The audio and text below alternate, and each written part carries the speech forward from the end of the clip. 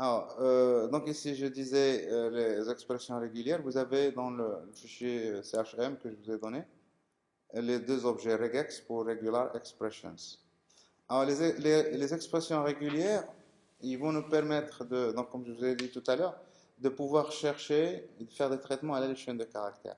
Vous cherchez, est-ce qu'un email est un email, etc. Ben, ça, il faut faire un traitement. On ne va pas aller chercher est-ce qu'il y a l'arrobas, etc. Et donc, pour pouvoir chercher, ben, on crée ce qu'on appelle un pattern, motif. Et la question, c'est de dire, est-ce que le texte que vous me donnez, est-ce qu'il correspond à ce motif? Donc, on a toujours deux choses à confronter. Le texte dans lequel on veut chercher, et on va le confronter avec le motif, et on va avoir un résultat qui va être soit oui, soit non. Ça, c'est une possibilité. Et très souvent, on va utiliser ça. Et donc, alors, le pattern, donc, alors, les expressions régulières, il y a deux manières pour le faire ici. Soit vous écrivez ici, vous déclarez votre variable, et vous mettez ici égal à slash, le pattern slash. Et c'est bizarre comme truc ici. Alors, je le fais au niveau du navigateur pour que vous voyez ça. Je crée une régulière expression, hein, donc reg égale, c'est juste un nom de variable. Et donc, je crée ça comme ça. Je cherche ABC. Et c'est bizarre comme truc. On n'a pas l'habitude de voir des variables comme ça. Et alors, ici, si j'écris ici var une chaîne S égale, et j'écris A, B, C, D, E, n'importe quoi, espace, hein, A, B, C, et j'écris encore n'importe quoi, ça c'est juste une chaîne de caractères. Pourquoi on fait les expressions régulières? Pourquoi je les fais? Parce que dans JavaScript, vous avez par exemple, les chaînes de caractères sont représentées par un objet, string, et cet objet string, S, il a plein de méthodes. Et ces méthodes peuvent admettre par exemple ici, replace. C'est une méthode, replace. Et donc cette méthode replace, et comme paramètre qu'on lui passe, on peut lui passer, je veux remplacer par exemple ABC. Je lui dis, allez, cherche-moi ABC et remplace-le avec X, Y, Z, ou XZ. Hein, je mets ça entre côtes. Et il va me faire ça, là il n'y a pas de problème. Mais des fois, moi je veux lui dire, allez, va me chercher ABC, mais tu vas me remplacer tous les ABC que tu vas trouver. Alors pour lui dire ça, eh bien c'est les expressions régulières qui vont me permettre de faire ça. Alors ici, donc dans ma chaîne de caractères, j'ai ici ABC. Vous le voyez ici. Alors je peux faire ça, et donc je fais, donc ici je fais ça. Vous voyez que, alors ici, ça a marché, vous voyez ici. Parce que j'ai ABC ici au début. Et donc ça m'a remplacé juste le premier. Et si je reprends en expression régulière ici, et je lui dis maintenant, j'ajoute ici ce qu'on appelle un switch, G. Je lui dis de manière globale. Et je fais entrer et je reprends. Alors ici, toujours donc pour que vous voyez ici, ma variable S, elle n'a pas changé la variable S. Quand j'ai fait replace, quand j'utilise ici replace, il ne va pas changer S. Il va me retourner le résultat que je peux récupérer dans une autre variable. D'accord? Alors si je lui dis maintenant, voilà, est-ce que ça va me retourner? Alors ici, ça n'a pas retourné, ça n'a rien retourné. Alors Z, ABC, est-ce que j'ai ABC ici? Ici, j'ai ABC. Et ça n'a pas... oui, donc c'est normal. Parce que je ne lui ai pas donné l'expression régulière. Je lui ai dit ABC. Maintenant, il faudrait que je lui donne comme paramètre l'expression régulière. Ici. Reg. Vous allez voir la différence? Oui, ici. Et c'est remplacer tout d'un seul coup. Qu'est-ce que j'ai fait? J'ai juste ajouté le G ici, de manière globale. Maintenant, ce qui est intéressant ici, c'est que ici, on peut utiliser, non pas chercher ABC, mais on va utiliser tout un langage. Et c'est ce langage que je vais vous enseigner très rapidement. Alors, pour apprendre ce langage, on va revenir à notre... Ici, donc, pour créer l'expression, on peut le faire comme ça. Je reviens avant de passer au langage. Je peux écrire exactement la même expression, var reg égale new reg exp. Et là, je peux donner le pattern. Au lieu de donner entre les slash, je peux le faire même ici comme ça. Mais là, j'ai l'avantage de pouvoir le donner en tant que chaîne de caractères. Et donc, on avait ABC. Et le deuxième paramètre que je donne ici, c'est G. C'est le paramètre que j'ai mis ici, le deuxième, c'est global. D'accord? Alors, la deuxième possibilité on va utiliser très souvent ici, c'est d'ajouter le I, par exemple. C'est ignorer la case. Ne faites pas la différence entre minuscule et majuscule. Et donc, quand je lui dis ici, par exemple, tout à l'heure, je lui dis replace, si j'avais ici ABC en majuscule, eh bien aussi, il va la remplacer. Donc, I, c'est ignorer la case. Voilà. Donc, les deux manières, donc ici, ça représente exactement pareil. Vous ici, rec, c'est la même expression qui m'a retourné. Alors maintenant, ce qu'on met entre les deux slash ici. Qu'est-ce qu'on met entre les deux slash? Alors ici, pour voir ça, ben, il faut aller voir aussi, vous avez ici Regular Expression Syntax. Alors donc, il y a quand même un ensemble de motifs qu'on va utiliser. Et le premier, c'est anti-slash, c'est pour échapper. Parce qu'il y a des caractères, bah, si vous mettez étoile, l'étoile, il a une signification. Mais des fois, moi, je cherche étoile, vraiment étoile. Et bien, il faut mettre anti-slash étoile. Je cherche étoile. D'accord? Et par exemple, ici, dans mon expression, si je cherchais ici, au lieu de ABC, j'ai mis étoile ici, au lieu de ABC, eh bien, étoile, il a une signification. Donc, il fallait mettre anti-slash étoile. Si je cherche vraiment le étoile. D'accord? Donc, il y a des caractères spéciaux. Alors, le chapeau et le dollar. Alors, le chapeau et le dollar, je vais vous dire très rapidement où ils vont être utilisés. Je veux valider un email. D'accord? Un email. Ou plus simplement, je vais dire une date. Allez, une date. Jour, mois, slash, année, année. Et donc, je vais créer l'expression régulière qui correspond à ça. Le problème pour moi, vous me donnez votre texte, quand je vais les confronter, ben, il faut dire que tout le texte que vous me donnez, ça doit correspondre au motif. Autrement, vous pouvez avoir, à l'intérieur du texte que vous me donnez, vous pouvez avoir une partie à l'intérieur qui correspond au motif. Je ne sais pas si vous voyez ça, non? Non, vous ne voyez pas. Alors, je fais un petit exemple rapidement parce que le chapeau et le dollar, ils sont très importants. Alors, si je prends ici encore, je déclare une chaîne de caractères, S égale, et on va mettre ABC, ABC, et donc je vais mettre ici XX, et n'importe quoi encore ABC, juste pour... je crée mon expression régulière, reg, et comme tout à l'heure, donc je vais chercher maintenant X. Alors, si vous faites ça, et je fais par exemple, je cherche au niveau de mon expression régulière, je peux utiliser une méthode qui s'appelle test. Alors, qu'est-ce que fait cette méthode test? Je lui dis, est-ce que S, la chaîne de caractères S, est-ce qu'elle correspond au motif que j'ai ici? À votre avis, est-ce qu'elle correspond? Eh bien, oui. Ça veut dire quoi? Ça veut dire que le texte que j'ai ici dans mon expression régulière, il se trouve dans ce texte. Il se trouve à l'intérieur. Maintenant, au niveau de mon expression régulière, je peux revenir et dire ici, si je mets ici le chapeau, je lui dis maintenant, est-ce que le texte ici commence par ça? Vous comprenez? Et donc là, si je fais ça, et là, ça ne va plus, ça va être false. Mais si je modifie mon texte, si je mets maintenant ça ici, alors je vais enlever tout ça, et je vais mettre juste XX au début. Est-ce que là, ça va marcher? Donc là, ça va marcher, vous êtes d'accord? Mais maintenant, si je change mon expression régulière, si je mets maintenant le dollar, vous avez pigé? Voilà, j'espère. Donc, je le mets quand même pour que vous voyez.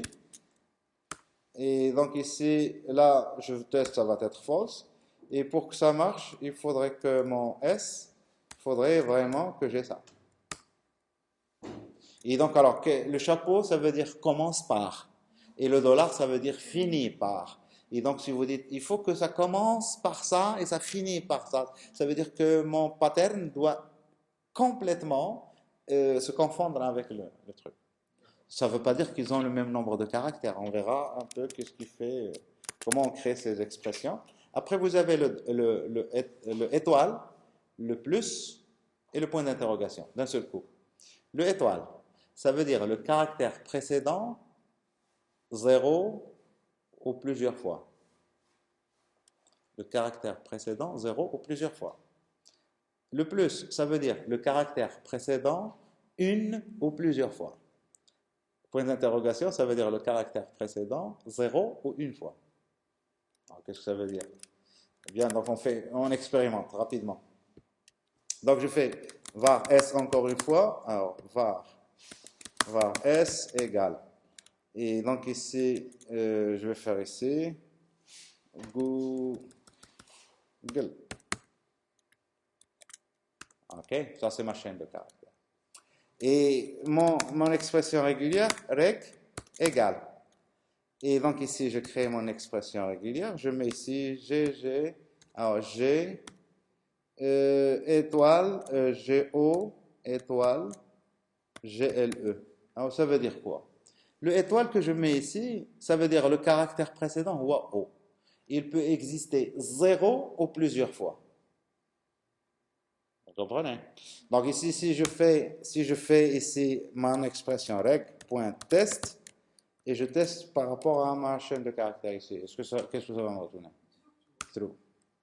D'accord? Si je fais ici var S1 égale GGLE, alors chaîne de caractères.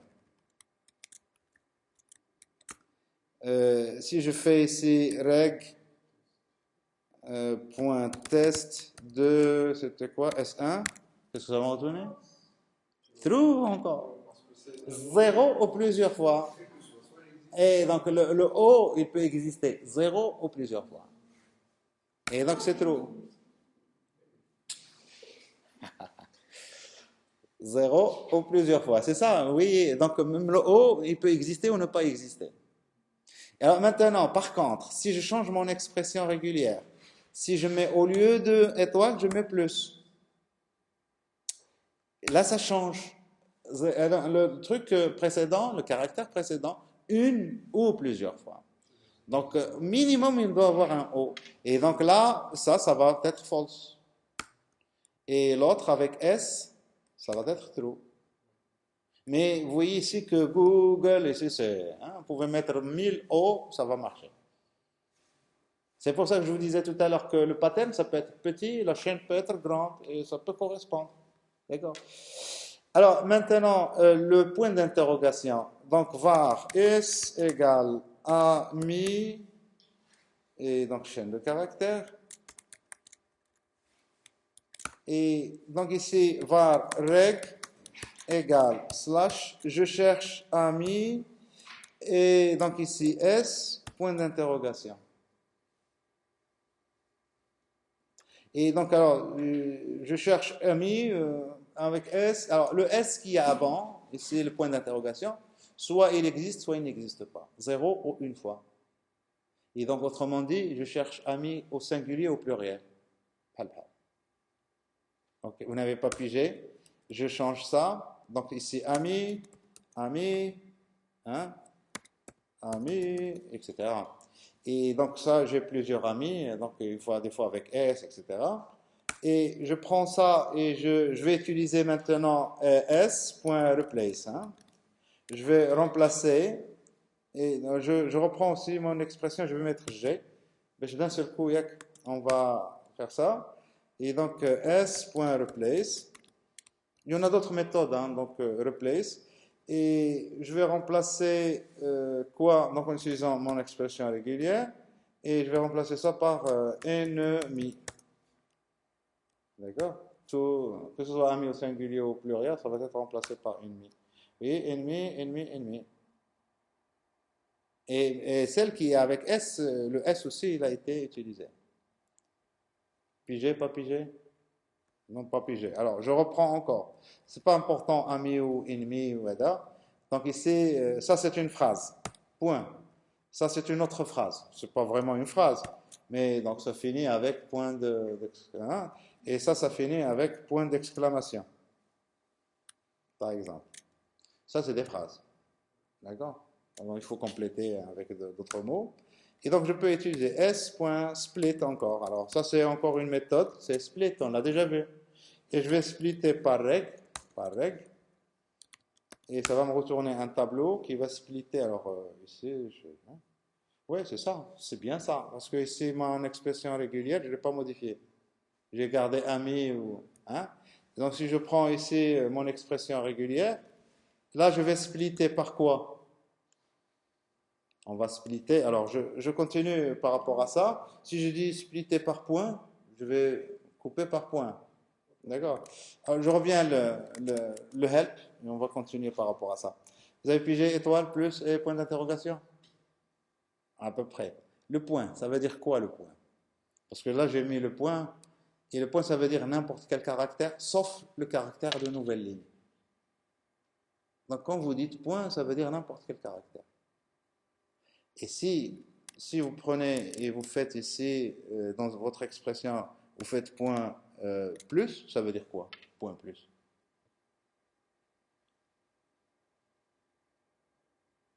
Déjà point, ça veut dire n'importe quel caractère. Et plus, voilà, donc c'est un ou plusieurs fois. Et donc un ou plusieurs fois, n'importe quel caractère. D'accord? Mais moi, je ne cherche pas le point, n'importe quel caractère. Si vous voulez le point, c'est anti-slash point. Je cherche le point. Hein, c'est anti-slash point. Voilà, donc il faut l'échapper. Sinon, là, le sens, ça va d'être n'importe quel caractère. Alors, après, vous avez, donc je passe le modèle. On n'a pas le temps pour étudier le modèle, mais on peut utiliser aussi les parenthèses pour organiser. D'accord? Alors ici, on va faire un exemple tout à l'heure, au tableau surtout, pour mieux saisir tout ça. Vous avez ici le OU, l'alternative, c'est le pipe. X ou Y. Hein, le match. C'est rapidement, hein, donc on va finir rapidement. Donc X ou Y. D'accord? Et alors, ici, je reviens à mon split. Split. Donc ici, je split s'il y a un point ou point d'interrogation. Alors, le point d'interrogation, lui aussi, il a un sens. Et donc, je l'échappe. Ou, encore une fois, point d'exclamation. Alors, point d'exclamation, il n'a pas de sens particulier. Voilà. Alors, donc, ça, c'est mon expression régulière. Je prends s.split et je vais splitter par mon expression régulière, rec. Et vous allez voir ici que vraiment, il a splitté des choses correctement. Ouais. Voilà, donc il a coupé, et là on a les éléments, point d'interrogation, point d'exclamation, etc. Ok? Alors, je continue, les derniers. Alors ici, bien sûr, quand on utilise plus et étoile, plus ça veut dire un ou plusieurs. C'est pas très bien ça. Vous avez cette notation, ici vous pouvez dire exactement combien. 7. 7 caractères. Donc vous mettez accolade 7. Et donc alors si j'écris donc ici var reg égale point et je mets ici les accolades et je mets ici 6. Oups. Et je mets 6, ça veut dire n'importe quel caractère mais 6 fois. D'accord? Alors les autres je passe rapidement. Si vous mettez n, enfin n virgule ou alou, ça veut dire au minimum n, maximum n'importe. Si vous mettez nm, ça veut dire minimum n, maximum m. Si vous mettez, alors là aussi on a les plages. Hein, moi, par exemple, je veux vérifier, valider un nom d'utilisateur. Le nom d'utilisateur, c'est des caractères alphanumériques. Alors pour dire des caractères alphanumériques, eh bien, il faut dire A, B, C, Z, etc. Hein, donc alors pour dire ça, eh bien, on utilise des plages comme ça. Hein, donc vous pouvez dire quels sont les caractères qui sont autorisés et on met ça comme un tableau enfin, dans les crochets. Et donc vous pouvez dire A, B, C, D, E, F, etc. jusqu'à Z, mais c'est trop. Et donc ici on fait A-Z. Hein, je veux aussi que ce soit les chiffres 0-9. Voilà, caractère alphanumérique. Et je veux ignorer la casse minuscule ou majuscule, je mets le I. Mais ici, il s'agit d'un seul caractère, ça.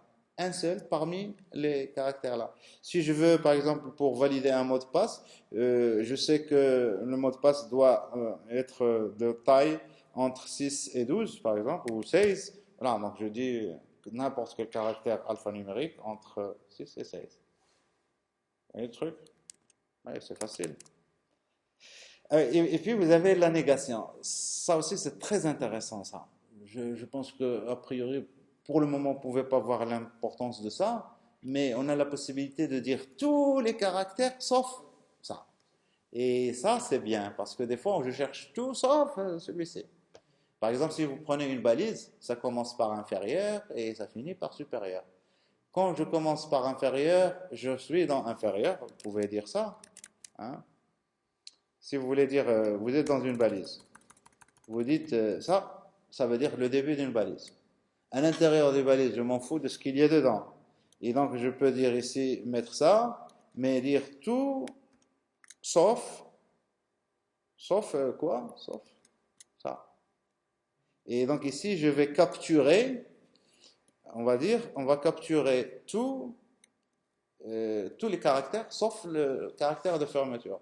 Et là, bien sûr, il faudrait que je mette un plus, par exemple. Peu importe la taille, et là, je ferme. Et je suis sûr que ce que j'ai ici, là, c'est ce qu'il y a à l'intérieur de la balise. Alors, ici, je peux mettre les parenthèses, et ici, les parenthèses, ils ont un sens. Les parenthèses, c'est ce qu'on a vu ici, là. Je vais passer ça, hein. Je peux capturer ce qui a été capturé réellement au niveau de l'expression régulière. Et on peut avoir quelles sont les différentes valeurs, le nom des balises, etc. On peut y accéder comme ça. Donc voilà, j'arrête là-dessus. Donc je vous donne un exemple rapidement. Ou là on arrête, comme vous voulez. Donc on fait un exemple au tableau, hein, au tableau rapidement. D'accord? Ou là si vous voulez on le fait ici, hein. Allez, on le fait ici. Hein. On veut valider une couleur, rapidement, une couleur. Une couleur de la forme, une couleur de la forme comme ça. Une forme FF 45 68. Ça, c'est une couleur hexadécimale, comme on les utilise dans CSS. D'accord? Et je veux savoir que c'est exactement une couleur. Et alors, donc ici, vous me donnez ça, n'importe quel truc comme ça, vous me donnez dans une variable, chaîne de caractères, et je dois vérifier, je dois vous dire, c'est une couleur ou c'est pas une couleur. Alors, comment on va faire? Donc, on va créer notre regular expression. Alors, ça doit être quoi? Ça doit contenir quoi? Ça doit commencer par quoi? Ça doit contenir juste déjà comment dire, les chiffres. Hein, hexadécimaux, c'est de 0 jusqu'à 9. Et ça doit contenir du A jusqu'à F. D'accord? Et ça doit être exactement 6 fois, mais après le dièse. Donc je mets ici le dièse. Le dièse, pardon. Je sais pas qu'est-ce que c'est que ça. Hein. Le dièse. Ah, le dièse, ça doit exister toujours. Et donc les chiffres de 0 jusqu'à 9, les caractères de A tiré jusqu'à F. Et ici, je mets, bien sûr, je mets ignorer la casse rapidement pour ne pas l'oublier.